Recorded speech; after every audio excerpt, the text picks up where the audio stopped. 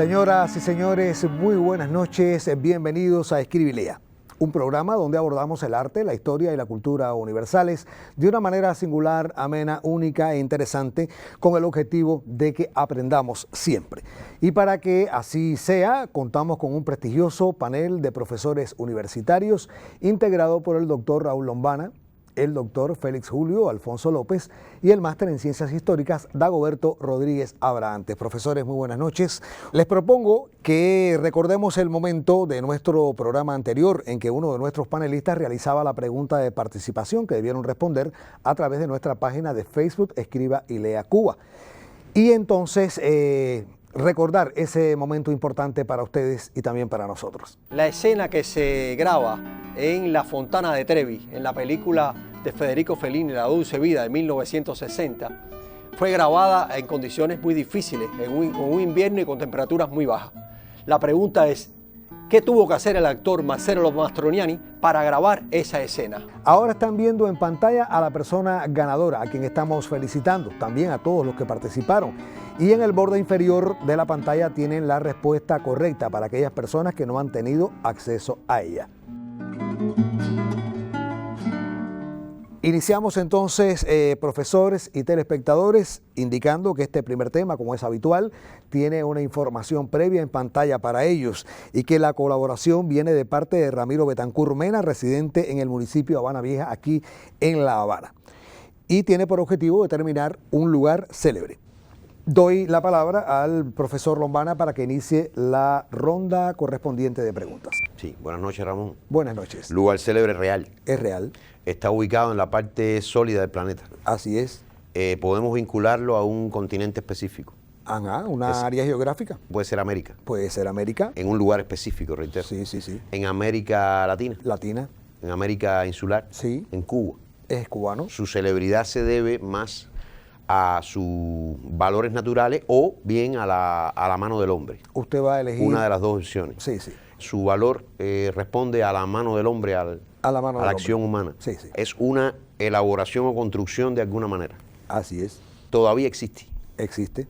Y, por supuesto, está ubicado en un lugar concreto de nuestra isla a partir de construcciones en concreto. Bueno, el lugar en sí tiene la mano del hombre, pero no es una construcción. No dije que tiene construcciones en sentido general. Está situado en un lugar donde hay construcciones. Su celebridad trasciende a, digamos, el valor elemental que inicialmente vemos en las edificaciones. Uh-huh. Es célebre más allá de habitáculos específicos que pueda tener. Exacto. El lugar. El lugar específico. Que tiene cierta dimensión y que no responde a una edificación, a una construcción concreta. Muy bien. Se puede decir entonces que contiene otros elementos. Contiene otros elementos. Y usted dice que se conserva en la actualidad. Existe en Cuba desde la época de o sea, desde antes del siglo XX. Sí, antes en la época colonial ya existía. Sí, sí. Incluso antes de la guerra de independencia. Ajá. Y se conserva, y me imagino, en un estado bastante parecido a como estaba. O para lo que fue concebido, digamos, quizás no tiene la misma actividad o no se desarrollan ahí las mismas actividades para lo que fue concebido el lugar, pero se conserva de manera que recuerda lo que ahí se hacía. Evidentemente. Este lugar está ubicado en la parte occidental de Cuba. Así es. En La Habana. En La Habana. En La Habana, ciudad de La Habana. Ciudad de La Habana, sí. Se puede considerar entonces parte del patrimonio. Correcto. Del patrimonio de la antigua ciudad de La Habana. Bueno, cuando decimos patrimonio de la ciudad de La Habana, también es patrimonio del país. Está ubicado en La Habana Vieja. En La Habana Vieja. Es un lugar visitado entonces asiduamente. Sí. Si ya sabemos que está ubicado en La Habana Vieja, que existe actualmente, y aquí tenemos además altos niveles de especialización en el panel, en el tema, creo que lo mejor que podemos hacer es tratar de buscar por la naturaleza entonces el tipo de lugar célebre, ¿no? Me parece muy atinado. Porque lo he visto con cara a usted como de que no piensa en ninguna edificación concreta. Ajá. Entonces yo estoy pensando en una especie de plaza, calzada, patio, algo que incluye movimiento, ¿no? Pudiera ser. ¿Es una plaza, Ramón? No. Entonces estamos hablando de un espacio público. Correcto. Un espacio público habanero, conocido. Sí. Diríamos que tiene una función determinada, una función práctica. Así es. Y en el centro histórico en particular, además de las plazas, que son varias, los otros elementos que son característicos son las calles que conectan esas plazas. También. Es una calle que está aledaña a una plaza. Una calle. Está la calle de los oficios, la calle de los mercaderes, la calle del obispo, que ya salió aquí en una ocasión. Déjeme hacerle una pregunta. ¿Esta calle tendría alguna particularidad, alguna singularidad? La tiene. Y está en el mismo centro histórico, o sea, en el lugar fundacional, alrededor de la Plaza de Armas. Correcto. Ahí tenemos la calle Obispo, la calle O'Reilly, la calle que en realidad es un pequeño fragmento, pero que vendría a ser de la calle de los Oficios, y la calle Tacón, que es la calle Madera. Ajá. Es una de estas calles. Una de ellas. Yo creo que la más singular, precisamente por ese elemento que tiene añadido, que hoy sería anacrónico, es la calle Madera, que en realidad es la calle Tacón. Exacto. Es este el lugar. El lugar.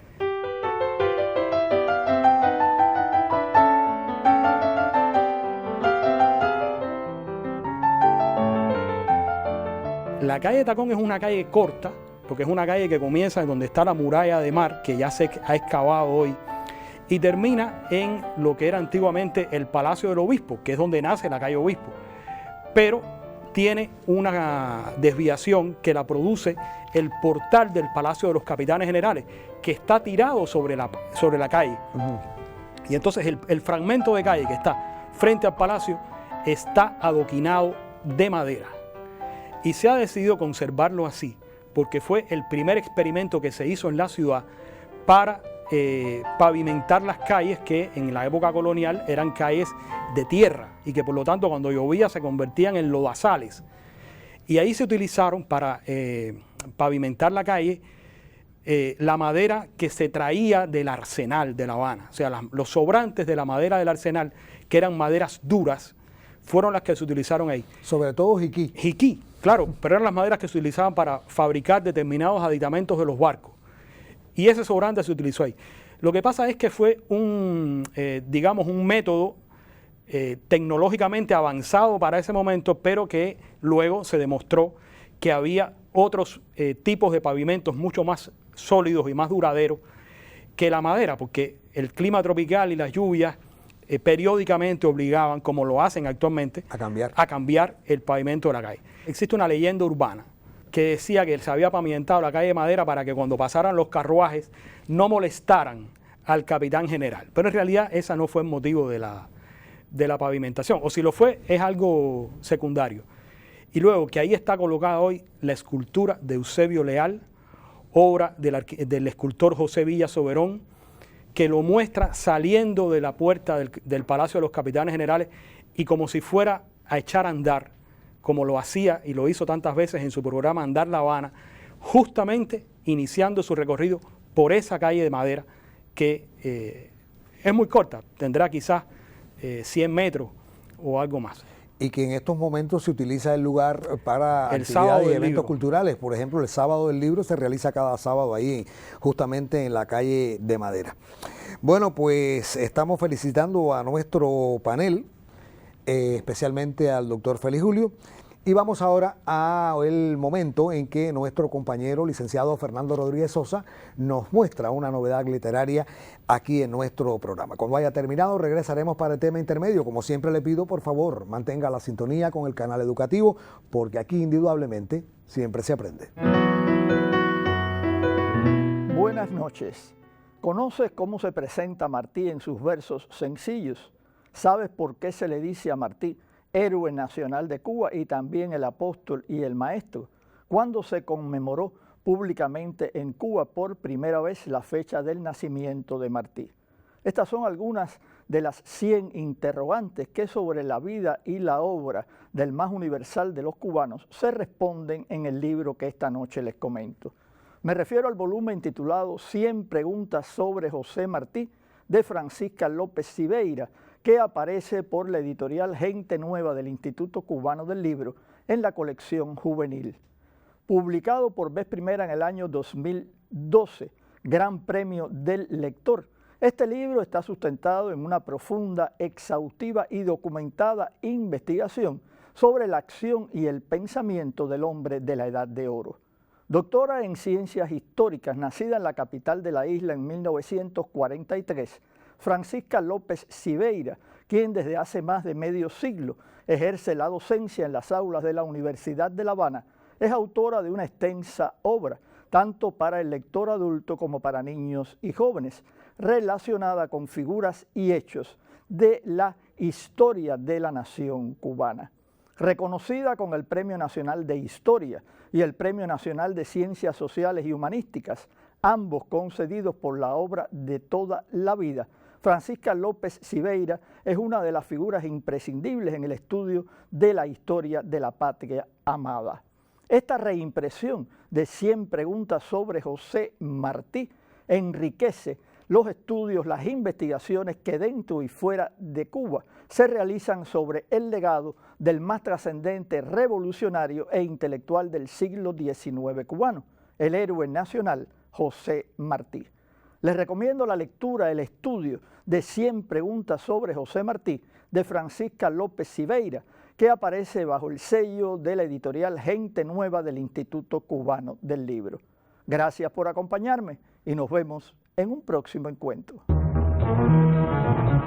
Estamos de regreso ya para iniciar el tema intermedio de Escribe y Lea y les informo que en los minutos finales de nuestro programa tendrán la posibilidad de conocer una pregunta de participación que deberán responder a través de nuestra página de Facebook Escriba y Lea Cuba.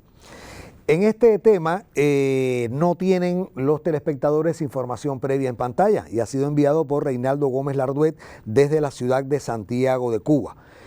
Una obra literaria. Comienza la ronda de preguntas correspondiente, en este caso, el profesor Félix Julio Alfonso López. Obra literaria de nuestra era. Sí. De algún momento posterior a la Edad Antigua. También. A la Edad Media. Sí. A la Revolución Francesa. Correcto.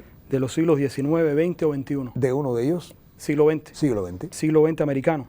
Americano. América Latina. Correcto. América Latina insular. No es insular. Es entonces América Latina continental. Continental. Vamos a dejarlo momentáneamente ahí. Es una obra, Ramón, en prosa. En prosa. Una obra de ficción. También de ficción. Es una novela. No es una novela. No es una novela. No. Sudamericana, Ramón. Correcto. Está dentro de la estela de la rica literatura sudamericana del siglo XX. Correcto. Su autor es un hombre. Un hombre. Conocido. Conocido. De los más importantes. Es importante. Yo estoy pensando en el famoso boom latinoamericano, pero no vamos a caer ahí todavía, pero ni siquiera la hemos ubicado. Estoy más interesado en el género, porque usted le dijo a Dagoberto que no es una novela. No es novela. Entonces yo pudiera pensar que es un relato, cuento. Correcto. Que cuando la gente lo lee, reconoce típicamente a su autor. Pudiera ser. Quien lee el cuento y no conoce justamente quién es el escritor, pudiera imaginarlo. Por la calidad del escritor y porque... Y por las características de por la las obra. características de la obra. Ajá. Las características de la obra entrañan o muestran particularidades del tipo de escritura de ese autor. Exactamente. Ya, ese autor sudamericano, conocido o muy conocido, como dice usted, ¿no? Es de un país andino. Sí. Venezuela o Colombia. De uno de ellos. Colombia. Colombia. Es una obra de García Márquez. De García Márquez. Que es un cuento. Un cuento. Los cuentos de García Márquez, incluso los que fueron publicados en prensa, sabemos que García Márquez tuvo una amplia carrera periodística y que no fue solo al inicio de su vida, como piensa mucha gente, cuando todavía no era un gran escritor, sino que la mantuvo. Pero hasta donde yo recuerdo, incluso lo que puede haber publicado en forma de relato, cuento en prensa, al final sale siempre compendiado en un libro de cuentos. Claro. Entonces, claramente, es un cuento en concreto de García Márquez. Un cuento específico. Que asumo entonces que está o en los funerales de Mamá Grande, o en La Cándida Heréndida y su abuela desalmada, o en Ojo de Perro Azul, o uno de estos... Puede ser. Pero el cuento se recuerda, tiene una connotación propia. Propia, claro. Se puede catalogar como un cuento de la primera parte de la vida literaria de García Márquez. De la primera parte. puedo excluir entonces los 12 cuentos peregrinos y los compendios hechos al final. Este cuento, Ramón, de García Márquez, ya claramente tiene elementos de todo lo real maravilloso que él va a expresar. Así es. Ya tiene elementos. Tiene elementos. Es de los primeros cuentos.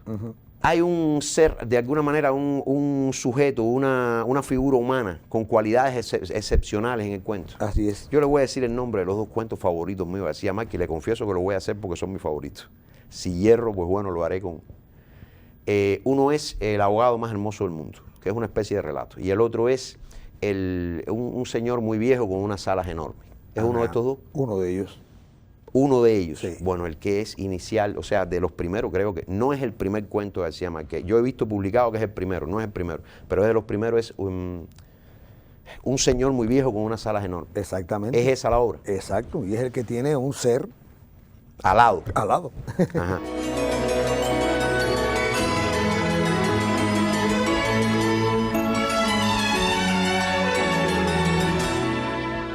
La impresión que da empezar a leer de pronto una obra donde te encuentras que en un patio aparece supuestamente es un ángel retirado, ¿no? O un ángel envejecido o golpeado o dañado, o simplemente que pasó de moda, un sujeto que ya en el mundo, pues, obviamente no real, al que pertenece, no lo desecharon o no es necesario, de pronto aparece en un patio, ¿no?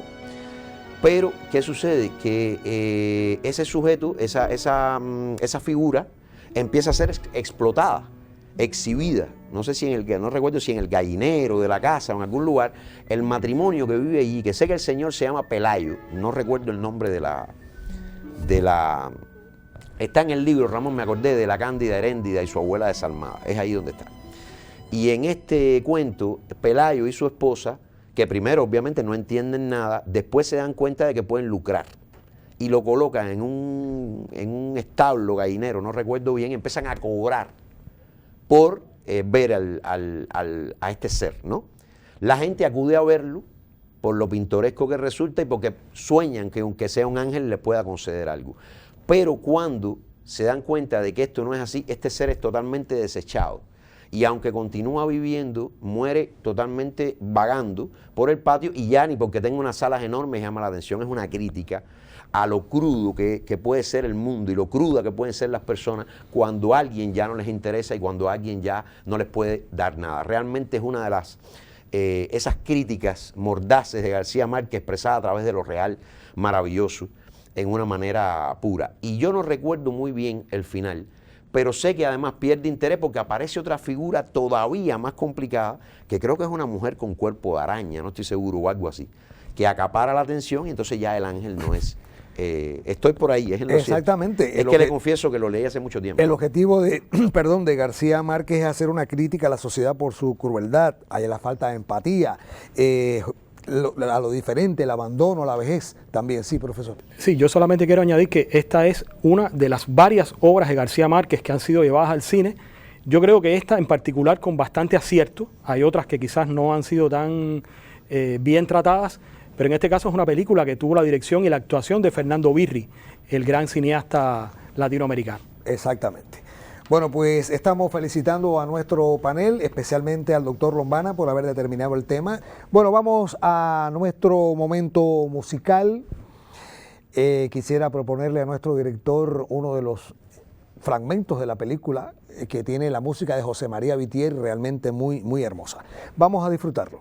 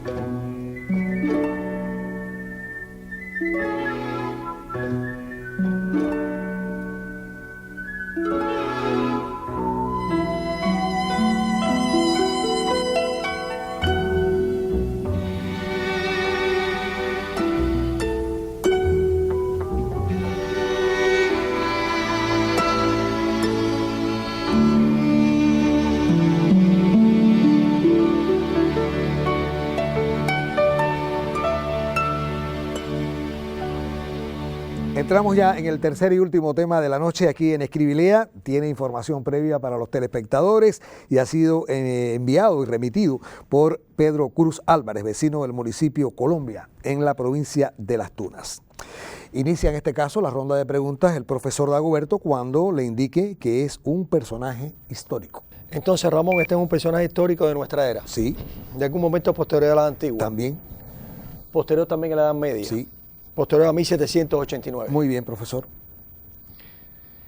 Siglo XIX, XX o XXI. De 2 siglos. 19 y 20. 19 y 20. Euroasiático. Euroasiático. Europeo. No es europeo.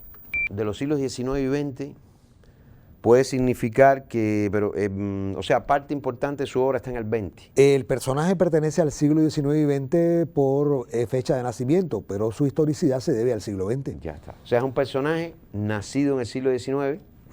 Me figuro yo que en la primera mitad del 20 y quizás un poco más allá, También asiático. asiático. ¿Se trata de un gran político o de una figura militar? Una de las dos cosas. Una de las dos. Bueno, pudiese conjugarse, pero en este caso es un personaje que debe más su historicidad a la política que a lo militar. O sea, también el hombre tuvo liderazgo en Ajá. el plano militar. Así lo es. Pero sobre todo como líder político, puede Como ser. líder político. Porque en la primera mitad del siglo XX están, y el historiador cuando cae ahí siempre piensa en las dos guerras mundiales, ¿no?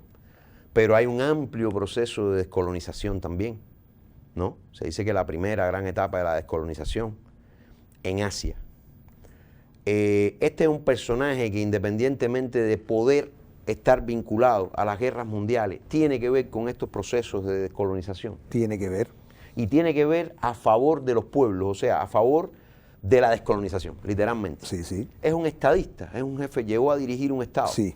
Pero llegó a dirigir un Estado que tuvo que liberarse Claro. y que a lo mejor él mismo liberó. Yo puedo excluir a China.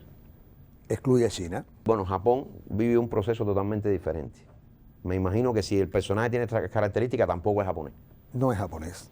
Entonces, aunque de alguna manera participa, pero por su forma de participación, que es la no violencia, pudiera excluir yo a Gandhi también. También. Y puedo excluir toda esta parte de India, Medio Oriente. Puedo excluir al Medio Oriente. Completamente. Me queda el sudeste asiático, el Asia-Pacífico puede ser, y me queda toda esta área de Indochina, Camboya, Vietnam, Laos. ¿Usted elige ahora? Es esta última que le dije, Es esta la última área. Sí. Es. El proceso de descolonización al que esta figura está vinculado no es un solo proceso, fueron varios. Son varios procesos. Se trata de un área que tuvo que independizarse de varias potencias. Así es. Este es un hombre muy conocido, Ramón. Sí, es conocido. Si es el que estoy pensando, tiene alguna obra escrita que fue decisiva en términos de guerra. Además, Estamos hablando de un personaje denotadamente antiimperialista. correcto. Incluso puede ser que le haya dado una gran lección él y su pueblo al imperialismo norteamericano y a otros imperialismos. Así es. Estamos hablando de Ho Chi Minh. Ho Chi Minh.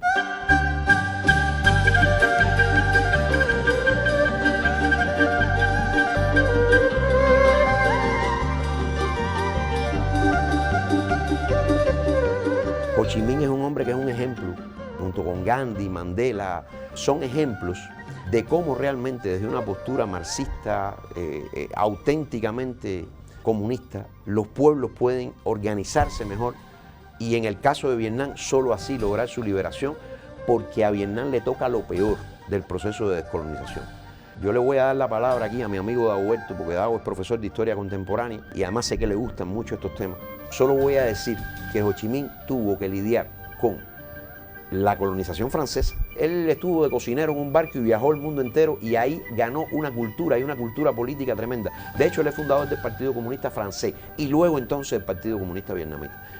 Es un hombre que tuvo que lidiar, y su pueblo, con los franceses, pero de pronto viene la Guerra Mundial y con la colonización, la intervención japonesa, que todo el mundo sabe lo cruda que fue en China, Vietnam, en muchos lugares, tiene que independizarse de Japón de pronto también, y después viene la famosa Guerra de Vietnam, que le dejo los comentarios a mi amigo Dago. Realmente tengo que decirle, y yo estoy seguro que coincidimos, que es una de las figuras históricas más admiradas en lo personal. Dos o tres cositas a agregar a lo que decía el profesor Lombana. En primer lugar, estamos hablando de una de las figuras más importantes del movimiento comunista de los primeros 60 años del siglo XX.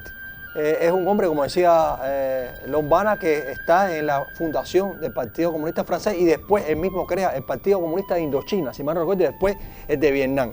Pero es un hombre que además de ser un político renombrado, es un excelente escritor, es un gran poeta, es un hombre que dirige esa lucha contra el imperialismo, primero francés y después, recordemos que en ese contexto está la Guerra Fría y el país, después de la victoria sobre Francia en la famosa batalla de Dien Bien Phu en el año 54, el país se divide en dos y poco después, en el año 62, se inicia lo que decía el profesor Lombana como la guerra de Vietnam, en el cual Estados Unidos se introduce a apoyar al sur en una guerra realmente terrible, donde se usaron todo tipo de armas químicas sobre todo.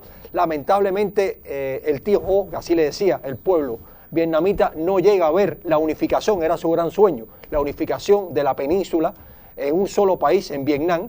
Muere poco antes, pero es una de las figuras trascendentales, yo creo, más importantes del movimiento de liberación nacional, especialmente en el sudeste asiático. Bueno, pues estamos felicitando a nuestro panel, especialmente al doctor Lombana, por haber determinado este personaje histórico, Ho Chi Minh. Vamos ahora a que uno de nuestros panelistas, precisamente el doctor Lombana, le corresponde hacer la pregunta que pueden responder nuestros telespectadores a través de nuestra página de Facebook, Escriba y Lea Cuba. Adelante. Pues vamos a hacer una pregunta un poco de espionaje, ¿no? No llega a ser de espionaje. Pero, ¿cuál era el nombre en clave, ¿no? De Valentina Tereshkova durante su misión especial al espacio? ¿Cuál era el nombre en clave con el que era conocida dentro de la misión que tuvo en el espacio? Creo que 3 días en el espacio, algo así. ¿Y cuál es su significado en español? Porque el nombre no es en español. O sea, es una palabra, un nombre ruso. ¿Cuál es el nombre y qué significa en español? Muy bien, muy interesante. Gracias, profesor. Muy amable. Bueno, pues ahí tiene la pregunta. Quien conozca la respuesta, pues colóquela de inmediato en nuestra página de Facebook y la ganadora será la primera que llegue de forma correcta. Con este momento estamos llegando al final de nuestro Escribe y Lea de esta noche. Recuerde que este es un programa que lleva 55 años en las pantallas cubanas y que realmente pensamos seguir durante mucho tiempo más llevando entretenimiento, conocimiento de esta manera amena, singular, única e interesante en que lo hacemos siempre. Profesor, que tengan una buena semana, el resto del equipo también, y a usted, estimado telespectador, que la semana les sea provechosa. Gracias por su mirada.